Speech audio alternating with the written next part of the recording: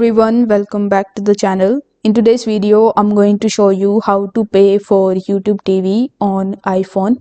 So first we need to understand whether it is possible for you to make purchases with the help of your iPhone for YouTube TV or not. And in order to find that out, I went on this page that is from the official community page of Google, and here you can see clearly that YouTube TV no longer accepts the payment through Apple's in-app purchase. However, you can still watch YouTube TV content through the app on Apple devices, but you can't buy a YouTube TV membership in the iOS app.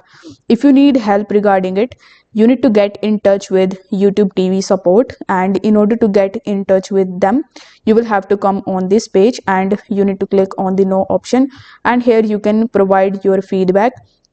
You can even click on this contact us option, and on the next page you need to fill out some certain details, and then you can contact with the YouTube TV customer support team via email.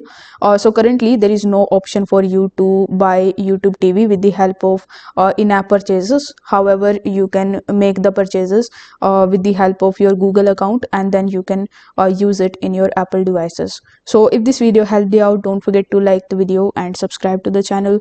Thank you so much for watching.